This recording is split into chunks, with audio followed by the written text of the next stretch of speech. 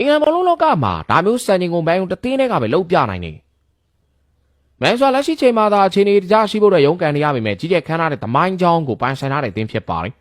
အတိတ်ကောင်းကောင်းရှိခဲ့မဲ့စီမံခန့်ခွဲမှုတွေတဲလုံးနေကြတဲ့အဘတို့လူကြီးတဲ့လောက်မှာတော့မန်ယူတဲ့အခြေအနေကပြစ်ဆုပ်ပတ်မကောင်းဖြစ်နေရပါတယ်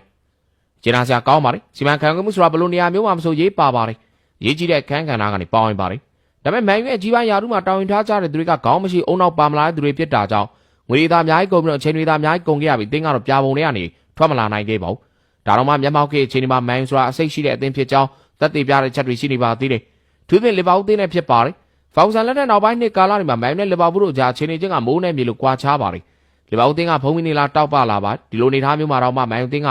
လီဗာပူးနဲ့ထိပ်တိုက်ရင်ဆိုင်တဲ့ပွဲစဉ်တွေတိုင်းမှာတခုမှတခုလီဗာပူးကိုအခက်တွေ့အောင်လုပ်ပြနိုင်ခဲ့တာကြီးဖြစ်ပါတယ်ပြီးခဲ့တဲ့ပရီးမီးယားလိနောက်ဆုံးပွဲစဉ်မှာဘရိုက်တန်ရှုံးနေခဲ့ရပေမဲ့အရှိကပွဲစဉ်ဖြစ်တဲ့ဆောက်တန်နဲ့ပွဲစဉ်မှာတော့မန်ယူသင်းကသမိုင်းနဲ့ချီတဲ့စံချိန်မှတ်တမ်းတစ်ကိုတင်ရှိနိုင်ခဲ့ပါတယ်မန်ယူသင်းရဲ့သမိုင်းနဲ့တော့မဟုတ်ပဲအင်္ဂလန်နိုင်ငံသမိုင်းနဲ့ချီတဲ့စံချိန်မှာဒီလိုနိုင်ငံနဲ့ချီတဲ့သမိုင်းစံချိန်တွေတင်ရှိနိုင်တာမျိုးမန်ယူတို့လှုပ်ပြနေကြရာဖြစ်ပါတယ်ဒီချိန်နဲ့မဟုတ်တော့ပါဘူး1996ခုနှစ်တုန်းကလည်းအင်္ဂလန်နိုင်ငံနဲ့ချီတဲ့သမိုင်းစံချိန်တစ်ရက်ကိုမန်ယူသင်းကတင်ရှိနိုင်ခဲ့သေးတာပါအဲ့ဒီမှာမန်ယူသင်းကပရီးမီးယားလိဖလား FA ဖလားနဲ့ချန်ပီယံလိဖလားအစရှိတဲ့အဓိကဖလား၃လုံးကိုတနည်းထဲမှာပဲစကူးရရှိခဲ့ပါတယ်အင်္ဂလန်ရဲ့ပထမဆုံးသော Triple Winner အသင်းဖြစ်ခဲ့ပါတယ်ဒီစံချိန်မျိုးမန်ယူသင်းရဲ့ရှေ့မှာတခြားဘယ်အသင်းမှရရောက်ပြနိုင်ခဲ့ခြင်းမရှိလို့မန်ယူရဲ့နောက်မှာလည်းဒီစံချိန်မျိုးနောက်22ခုနှစ်ရောက်တဲ့အချိန်မှာမန်စီးတီးကအမိလိုက်နိုင်ခဲ့တာပါခုစလန်ဆောက်တန်နဲ့ပွဲစဉ်မှာမန်ယူသင်းကအင်္ဂလန်ပြည်တွင်းပွဲတွေရဲ့သမိုင်းနဲ့ချီတဲ့နောက်ထပ်စံချိန်တစ်ရက်ကိုတင်ရှိလိုက်နိုင်ပါတယ်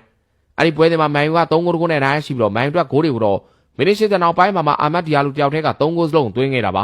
ပွဲတိုင်းနောက်ဆုံး7မိနစ်တွင်းမှာခုလိုမျိုး3ဂိုးသွင်းနိုင်တဲ့ကစားမကဒီယာလူပါဝင်3အောင်ထဲရှိပါတယ်ထူးခြားတာကအဲ့3အောင်စလုံးကမန်ယူကစားမတွေကြီးပါပဲပရမောင်တယောက်ကနီးပြအောင်ကြီးစိုးရှားပါစိုးရှားဒီစံချိန်1999နှစ်ကတင်ရှိနိုင်ခဲ့တာပါအဲ့ဒီပရီးမီးယားလိပွဲစဉ်14ဖြစ်